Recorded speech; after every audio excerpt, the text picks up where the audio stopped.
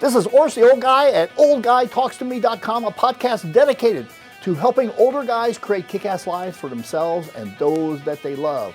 Join me regularly as I share my interviews with experts on various topics that include anti-aging, sex, relationships, and other things that will help you create that life that you want. Now, I want you to do three things. First of all, I want you to subscribe so you don't miss any of this life-changing information. 2, share it with others. And 3, review. Be sure to do all 3. And now for our podcast. This is Ors, the official old guy at OldGuyTalksToMe.com, here with Frank King. And Frank has had a very, very interesting career. He has been he's a writer for The Tonight Show for over 20 years, and he has been a world record holder. That's hard for me to say. A world record holder. He's actually done comedy clubs for 2,620 nights in a row, starting the day after Christmas on 1885. And he was just traveling and with his wife, and amazingly, they're still married. Just a P.O. box and a voicemail to go along that. You might have, even in '85, you probably had a beeper. You probably would have to explain to millennials what a beeper is, just like a phone on the wall, and the really long phone cord that we used to buy then, so you can talk from the room. And you work with a lot of famous people: Jerry Seinfeld, Jeff Foxworthy, Ron White, Adam Sandler, Dennis Miller, Ellen DeGeneres, Rosie O'Donnell, Kevin Nealon, Bill Engvall, Dr. Ken Jeong, Rita Searleaf, and Kevin James. Yep. And he's done quite a few, and then he's also been a public speaker on suicide prevention. He did his first TED Talk in 2014, and he's done 5 since then. He's going to be doing another one soon, correct? And you also coach people for TED Talks. And so that's yes. kind of a interesting thing that you do to help people, because that's a big process even to get past the first round on the whole process. I know you got a whole program that's associated with it. So Frank, I want to welcome you to the program, and I got to start with my first question here. And why was there not a night 2,630 after? What made you stop doing comedy clubs? Well, at that point, after that's 7 years. That's more than 7 years. 7 years and change. Never cleaned a bathroom. I actually had a year booked ahead in comedy clubs at that moment. I had passed through Raleigh, my old hometown, a number of times, played the comedy club there, gone to a radio station to promote the show, said to the folks at the radio station, it was a rock station, rock and roll, classic rock, look, if you guys ever need a DJ, morning DJ, because at the time they were hiring comics to do morning shows. I got a call. They said, look, we can't come to contract with one of the 2 guys on the show. Would you like to come in and interview to be, the remaining guy's partner? I said, sure, I'll come in. So I came in and interviewed. They asked me if I took direction well. I said, I'm a stand-up comedian. I don't like taking direction. They hired me. I was there for 18 months and they fired me. And it's going to surprise you why, because I couldn't take direction. I told them. They probably thought you were just making a joke. Yeah. And what happened was, after the year and a half had passed, the comedy club boom had busted. Clubs were closing. What happened was the tour was held together by these horrible one-nighters. The Improv had a certain number of week-long gigs and the funny bone, the punchline, but the glue was these beer bars, pool halls, honky-tonks, drunk idiots screaming, tell us some jokes we can dance to. So those bars went to the next whatever latest, greatest thing, like dwarf tossing or whatever the next, draw was for the one-nighters. Yeah.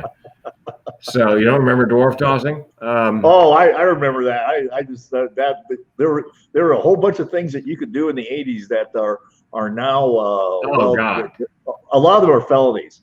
A lot of them are felonies now, actually. Yeah, you couldn't put a little person in a Velcro suit and throw them up against the Velcro. I don't know if we even. Am I going to have to edit out that word? Well, I don't edit, so whatever is here, we're going to be here. A little person. We'll live with the repercussions of whatever that is. So then I decided, because my act had always been very clean, that I would make the jump from the bar room to the boardroom, from club comedy to corporate comedy, the after dinner, after lunch, rubber chicken circuit. So I did that and made crazy money, for 10 years until the recession hit. And then speaking dropped off 80%. We lost everything in a Chapter 7 bankruptcy. And that's when I learned what the barrel of my gun tasted like, literally. Now, spoiler alert, I did not pull the trigger. That's right. I tell that story at every keynote, and a friend of mine was in the audience one night, and he came up afterwards. He said, and I quote, "Hey, man, how come you didn't pull the trigger?" I go, "Hey, man, could you try to sound a wee bit less disappointed?" In my first TED Talk, I talk about why I did not pull the trigger that day. But that I'd always wanted to make a living and a difference. I sold insurance right out of college, saw all the great old school motivational guys, Zig Ziglar, Brian Tracy, those guys, and thought to myself, I could do that if I just had something to teach somebody.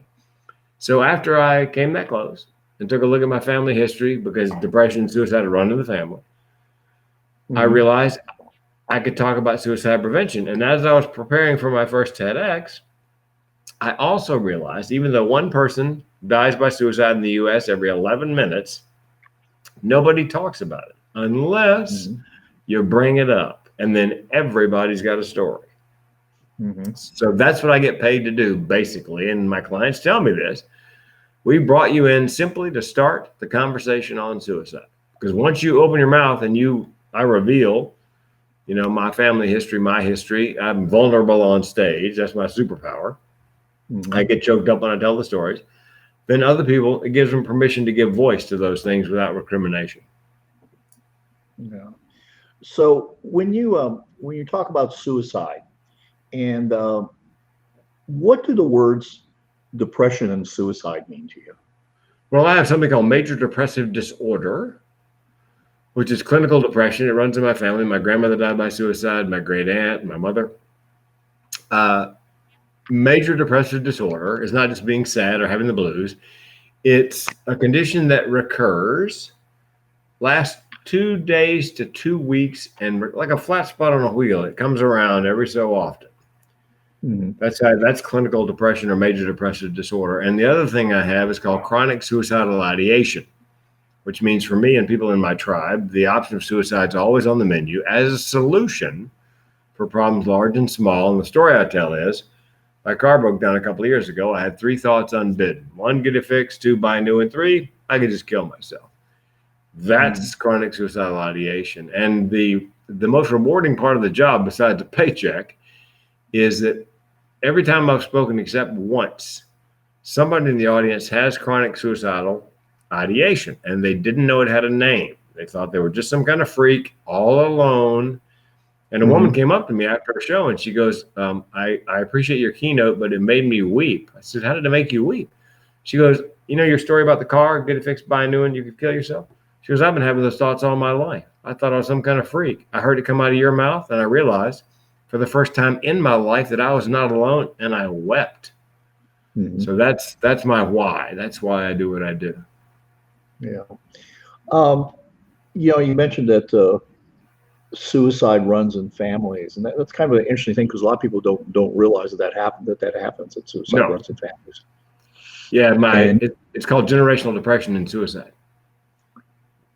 Yeah, and you mentioned you had several people in your family die of suicide. Yeah. My grandmother died by suicide. My mother found her. My great aunt died by suicide. My mother and I found her. I was 4 years old. I screamed for days. And my mother, I believe, died by suicide slowly with cigarettes and alcohol after my father passed away. What do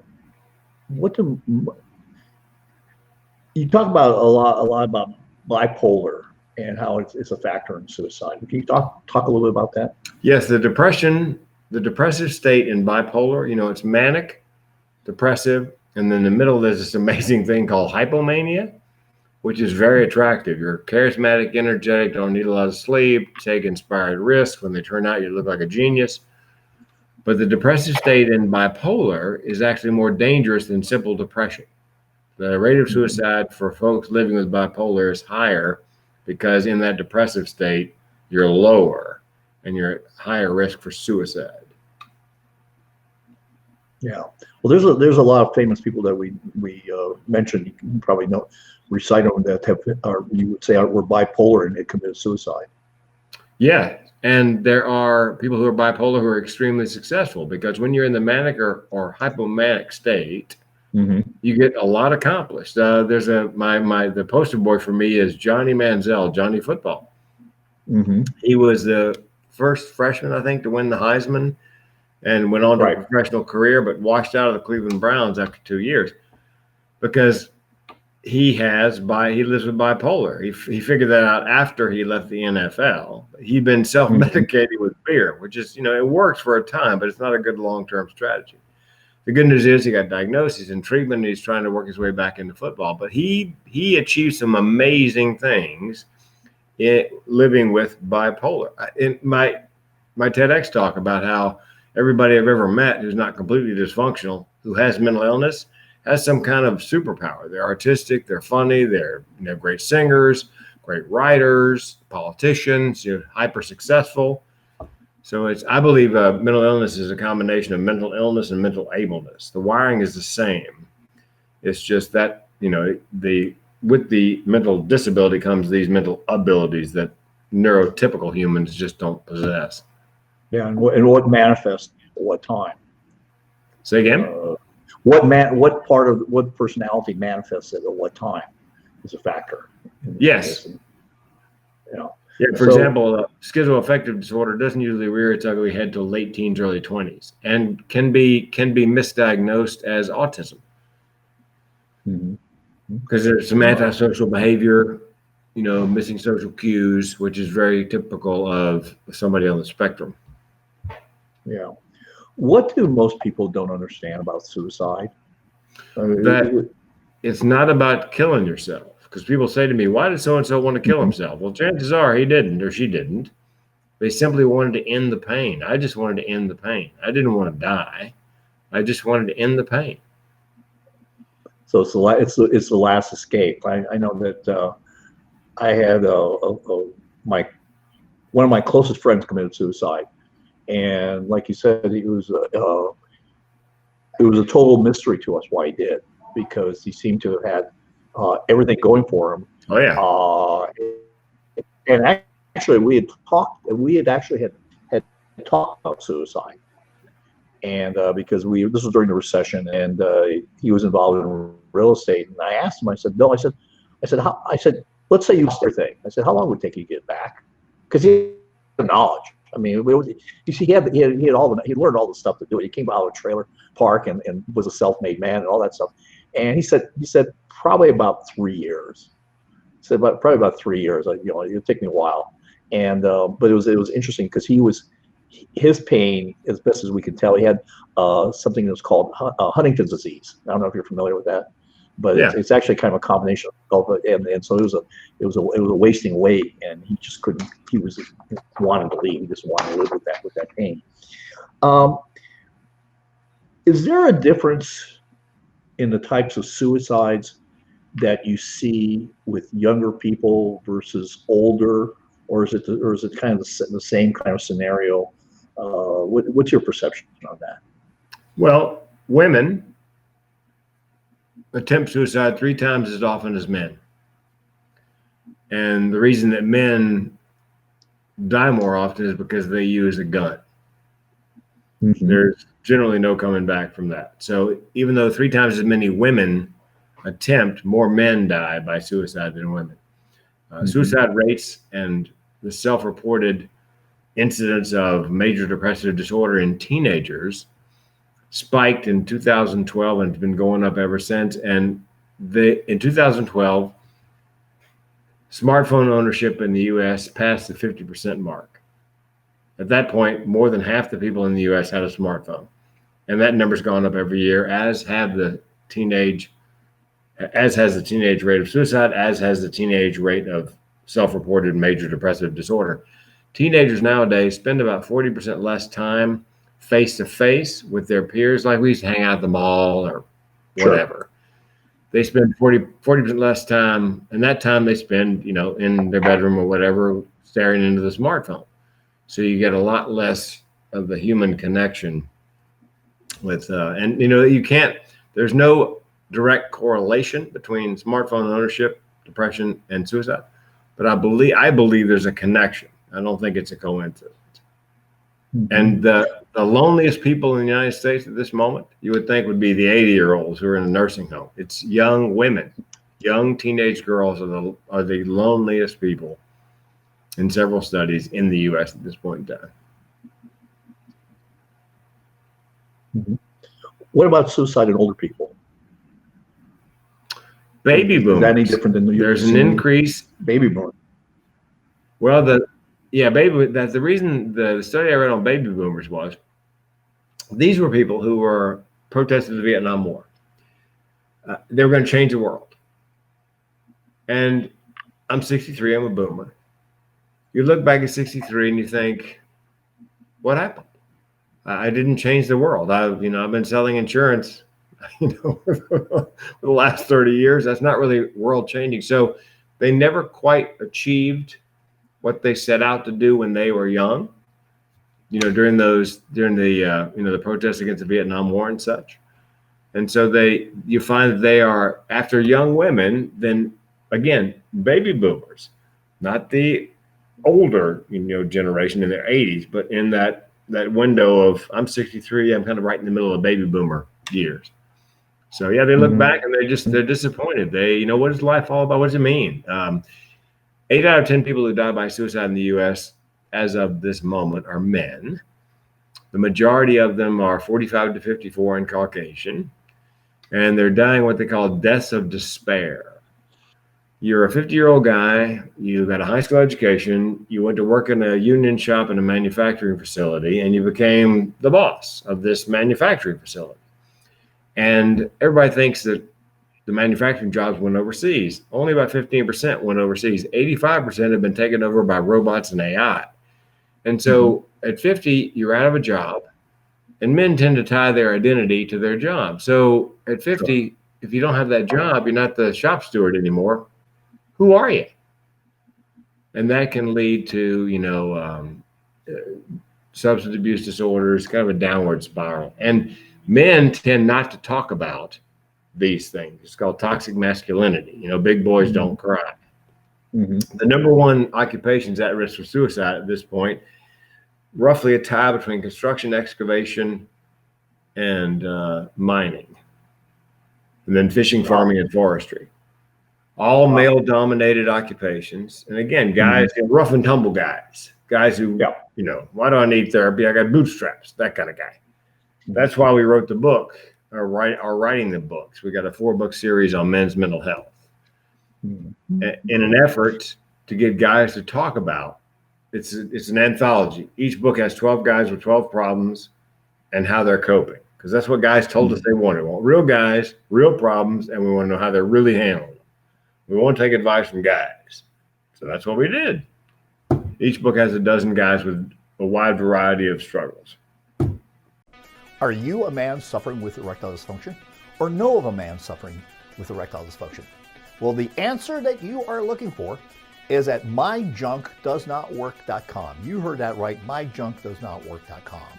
What you'll find there are interviews on cutting-edge medical therapies to treat erectile dysfunction with experts in the field. That's right, experts.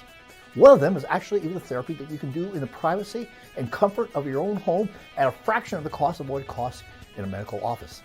So what are you waiting for? You want to regain your confidence as a man? You want to regain your ability to pleasure your partner and yourself, both physically and emotionally? Don't wait, don't hesitate, don't procrastinate. Do it now. Go to myjunkdoesnotwork.com. You'll be glad you did. Okay. So you have managed to pair two things that are not necessarily naturally paired. Okay. And we're not talking about oil and vinegar. No. We're talking about comedy and suicide. So how did that happen? And what is that? Well, I believe where there's humor, there's hope. Where there's laughter, there's life. That nobody dies laughing. I was a comedian first. I've always been a comedian. From the time I was in 4th grade, people go, tell me about yourself. I'm a comedian. No, not what you do, who you are. Well, at the risk of being redundant, I'm a comedian. That's just the way my brain works. And I found that it's a lot easier to talk about very serious things if you give them some comic relief. There's a reason they call it comic relief. And I don't tell jokes when I speak about suicide and depression, but like the story about my friend who came up and said, "Why didn't you pull the trigger?" That's the kind of funny. I had a meeting planner contact me. She knows me very well. I'm going to do a keynote for her. She knows I put a gun in my mouth. I said, "Well, Michelle, what do you want me to talk about?" She goes, "I don't know. Give me some bullet points." I just let that hang in the air. And you go, "Oh my God. I can't believe I said bullet points." It's okay, Michelle. I just couldn't let that go by. So there's a psychological principle. If you tell them something serious and then you give them a little comedy sherbet to clear the palate, it prepares them to receive the next piece of serious information. So they're much more receptive to that next piece of serious if you can move them emotionally back and forth between those poles. And people ask me, do you not get booked to talk about suicide because you're a comedian? No, the reverse is true. They'd much rather have me come in with my lived experience and my learning objectives. I teach them something, and the comedy than have a clinician come in and do the same basic program, because it's a lot more. It's entertaining, it's informative. You know what I mean? And they see somebody on stage. Yeah, and they see somebody on stage relatively high functioning, because people have an idea in their head what mental illness looks like, and it's most people. It doesn't look like me. So it's a real revelation for them to see me up there talking about being open about it and making a living at it. Yeah. So because you talk about you've also talked about other things that are out there and about high functioning like ADD, and so let's talk a little bit about that. And my question also is that it seems like everybody's diagnosed with ADD. It's almost like it's overdiagnosed in a lot of ways. Well, part of the problem is there are people with ADD. Yeah. The symptoms of ADD, ADHD are very similar to the symptoms of trauma, especially childhood trauma. So let's say a child, you believe, well, he must have ADD. Well, maybe so, but maybe there's some childhood trauma that's presenting the same symptoms as ADD, but it's much easier to prescribe a medication for ADD than to do a deep dive with the child and find out were they in fact subject to some sort of childhood trauma.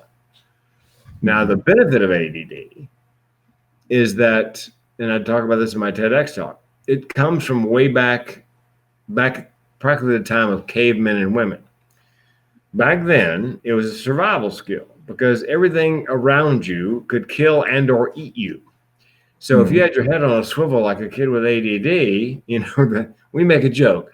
Squirrel, that's not a survival skill. But velociraptor, that's a survival skill. And, Sure. and a friend of mine who taught music said they were the best students he had, except if you tried to strap them into a chair to play scales for 50 minutes, they get better in the first 10 minutes. The next 40 was a waste of time. So he, on his own, figured out if he got an egg timer, cranked it to 10 minutes, said to the kid, okay, look, we're going to practice scales for 10 minutes. When the egg timer goes off, we're going to practice breathing for 10 minutes. When the egg timer goes off, we're going to practice those pieces you're doing at the symphony on Saturday. And the results were amazing because the child didn't have to spend a great deal of energy holding themselves in place and doing something for 50 minutes. So I think the curriculum and teaching method should match the child. Yeah, I think a lot of things. I know when my kids were in school, we saw a lot of boys that tend to be extroverted would be labeled ADD or ADHD when they really weren't. They were just extroverted. It's almost like in some cases, like the teachers just wanted to subdue them chemically in the class, and so they would get labeled like that. I thought about writing a book called Ritalin Killed the Class Clown, because pretty much every comic I've ever known was the class clown. And back then when I was a kid, we didn't have ADD, wasn't a diagnosis. My diagnosis was this: Mrs. King, your son has ants in his pants. Yeah, those are different times. I went to parochial school, and if you misbehaved, well, you had the paddle was there. Oh, yeah.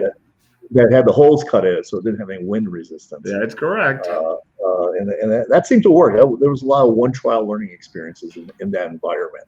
So pretty good. Let's talk about a little bit about dyslexia. And, again, I believe that in my TED Talk, I talk about the abilities and disabilities. And I spoke to a father on a cruise ship I was working. I told him I'm going to be doing this talk on, mental abilities that come with disabilities. And I mentioned dyslexia. And I told him, look, most dyslexics have better peripheral vision than neurotypical people. And most dyslexics have the uncanny ability to be able to pick up the anomaly in anything, find the piece that doesn't match. And the joke I wrote was, never play Where's Waldo, that game, with a dyslexic for money because you're going to lose.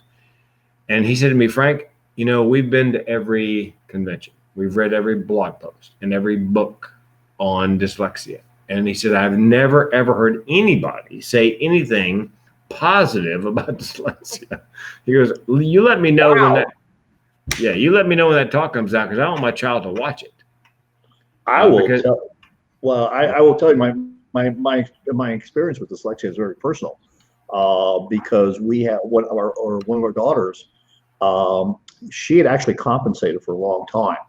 Because dyslexic learn all sorts of skills how to compensate for learning in a school environment.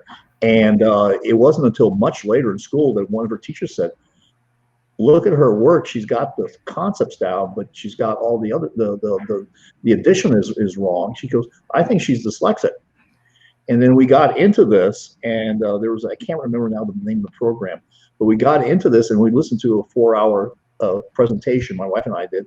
And I listened to it and I go like, holy shit, I'm dyslexic. That's I did not realize what that was. But at age 60, I figured out that I was dyslexic because I can't spell worth shit.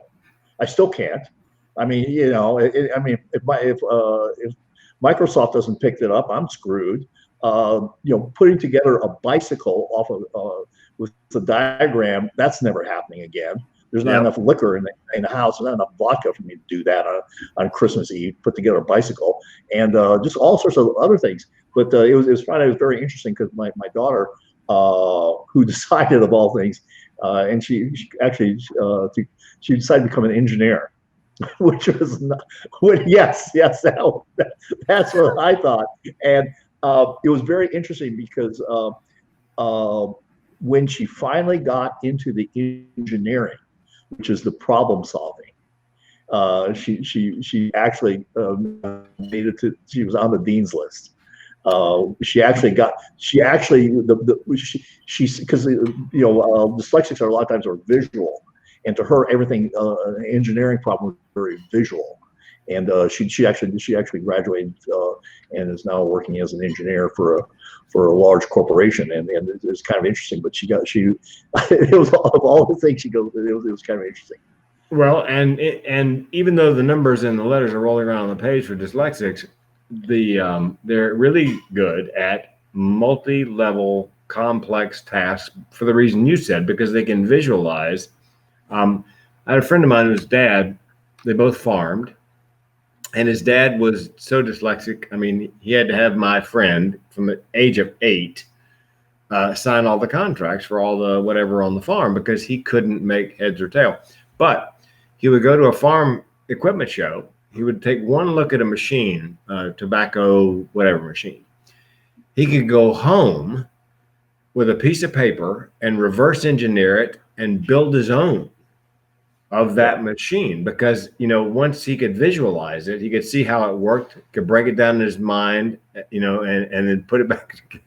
So the thing about dyslexia is Malcolm Gladwell wrote a book called David and Goliath, and he calls dyslexia a desirable disadvantage. You would never wish it on anybody, but about half dyslexics learn to compensate. Mm-hmm. They learn all these behaviors to compensate. 50% of them do. And they usually end up very successful, oftentimes entrepreneurs. The other 50% do not learn to compensate. They end up in prison.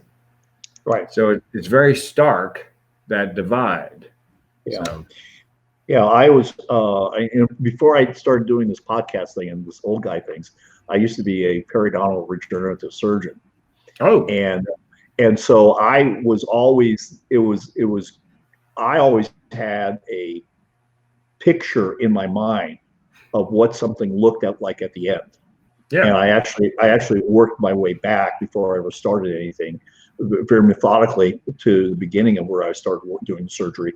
And I knew, because a lot of times we were dealing with aesthetic procedures and things like that. So you had to have a clear picture in your mind about what it's supposed to look like at the end and know how to get there. So you reverse engineered it. Exactly.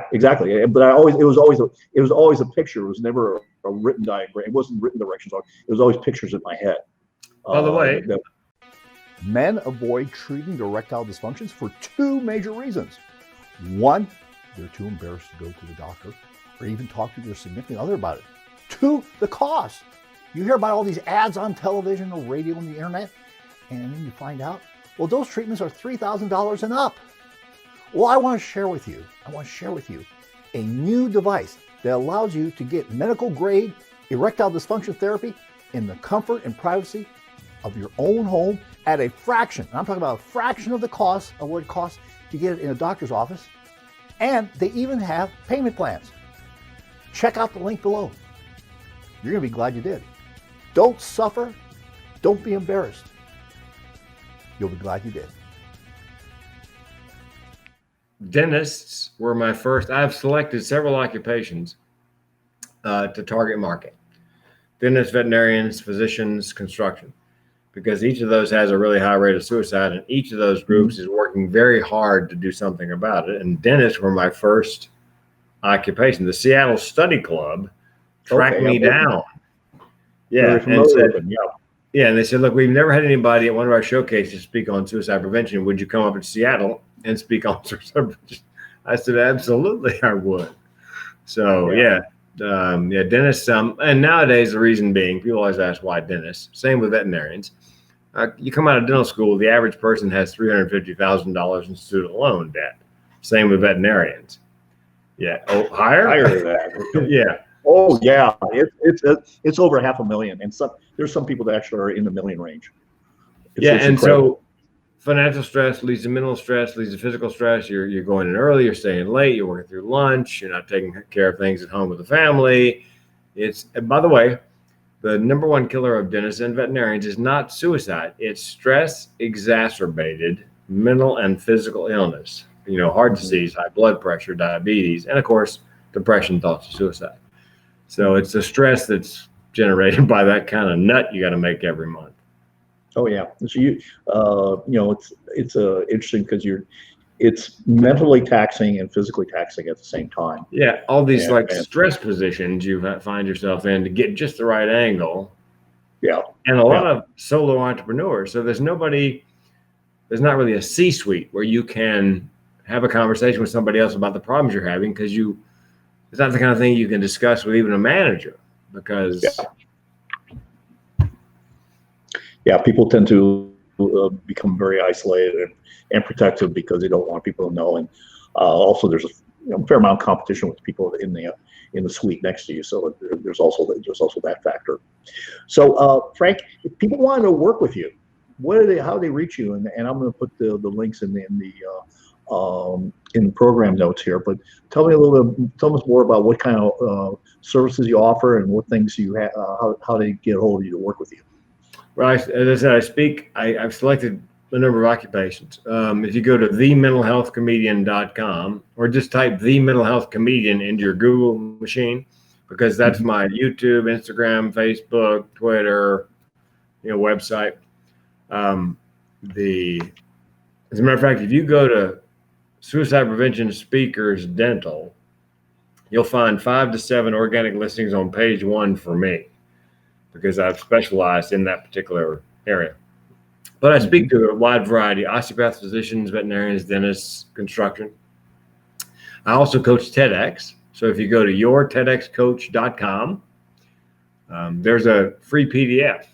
Put an email address in, you get a PDF, and the PDF is this: the six things you can do to kill your chances to get a TEDx. I've done a little research as to why they turn people down or throw them in the no pile. I've got a dozen clients, and of the dozen, only one has not gotten a TEDx yet. Everybody else has gotten one, maybe two. So I coach TEDx because I've got 5 of them myself. And my business coach finally said to me, Frank, look, you've got to quit doing this for free. You need a website for TEDx, and you need to start charging money. Okay, all right, fine.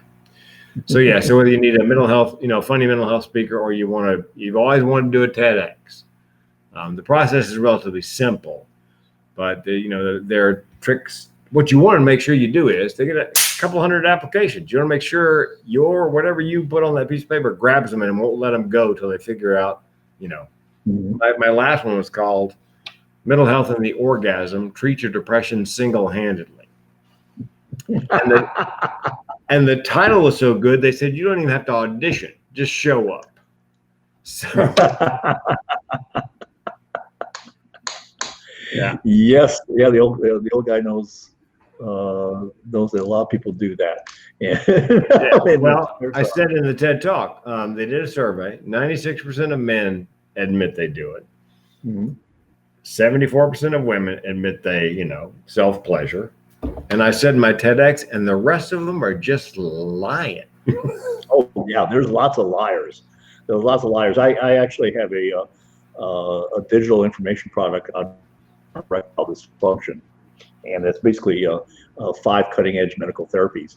And it's funny when I start talking about it, the room, like I'll be at a party, and the room just kind of goes silent. That little group, that little pod of people I'm in goes silent. And then later on, somebody will kind of ask me on the side about something. Sure. They said, "Oh no, I'm good in that department." Bullshit. 60%. The statistic is 40% of the men in their 40s, 50% in their 50s, 60s to 60s, and so on, suffer from it. So and as we all know, admission is the first step to recovery. Well, and I've got a bit about it that I do when I have to do a dirty show, which when I worked on Carnival, you have to have an adult show. And I closed it talking about Viagra and Cialis. And I said, how many men here use Viagra or Cialis? No hands. I go, oh, really? One of the best-selling medications in the world is just me. Okay. I said, well, here's my advice. It works. It'll make you harder than Final Jeopardy. Yeah. The danger is don't take one of these and then upset your girlfriend, wife. Oh, yeah. Because the window of opportunity. Yeah, it will turn a knot hole into a why not hole in a flash. Yeah. You'll beat it like it owes you money. So nobody admits in my TEDx talk, I said, look, nobody talks about depression and suicide unless you bring it up and then everybody got a story. Okay, masturbation, orgasm, you bring that up, everybody doesn't have a story. Everybody apparently has someplace else to be. So I've in my space here, I've interviewed a lot of people that are in the relationship sex industry. I'm not talking about porn or anything like that. I'm just talking about relationships and sex.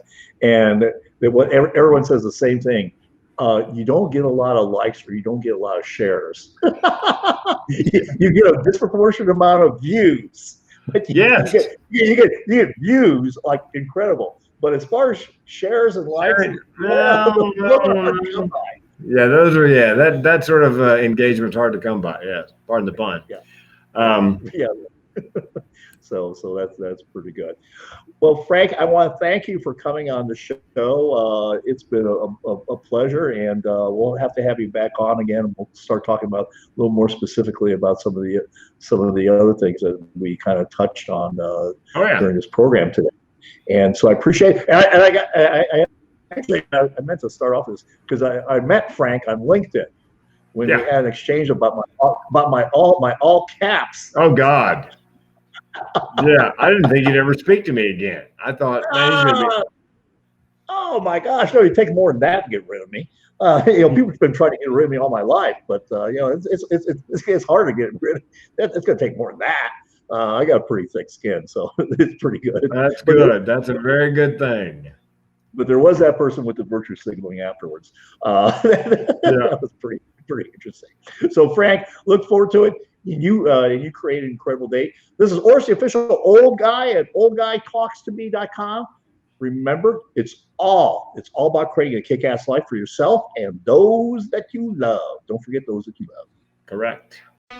Now, I want to make sure that you do 3 things. 1, subscribe so you don't miss any of these episodes. 2, share it with your friends because they need to hear this information also to get this stuff so they can have a kick-ass life. And 3, review this podcast. And if you've got a bad review, that's fine too. Thanks for listening, and be sure to subscribe, share, and review. Until next time, remember, it's all about creating a kick-ass life for yourself and those that you love.